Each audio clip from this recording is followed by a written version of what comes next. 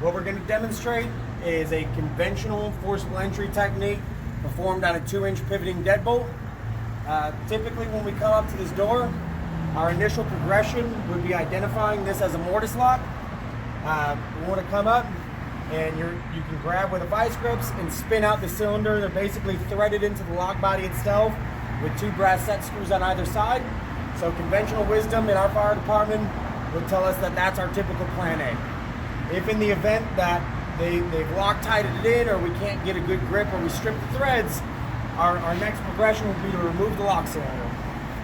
Whenever you move the lock cylinder, you can look at the rear side of the mortise lock itself, and that's going to tell you how the cam interacts with the lock. So it's going to tell you essentially what you need to replicate in order to articulate this lock.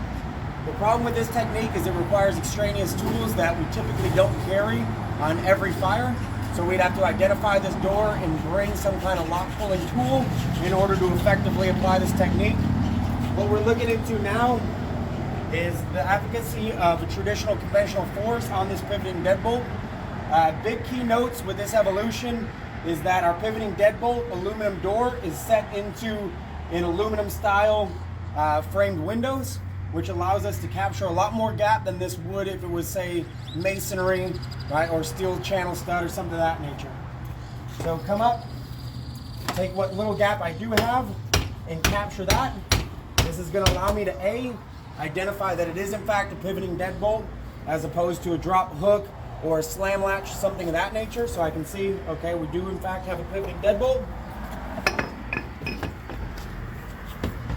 I'm going to get as close to the lock as I can without being inhibited by my door handle, so that all of my gap should be laterally displaced on the pivoting deadbolt itself.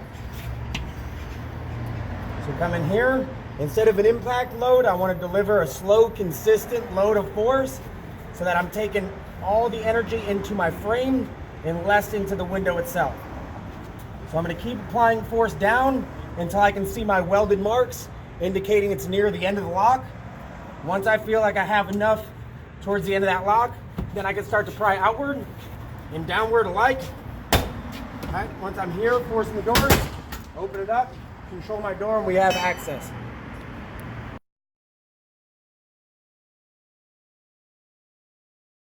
All right, so the technique we're going to demonstrate now is striking the actual deadbolt itself.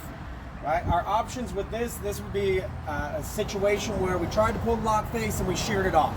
That outside being softer metal, if you're not seated appropriately and you go to pull this lock, our lock is sitting flush and we lose the option to pull the cylinder.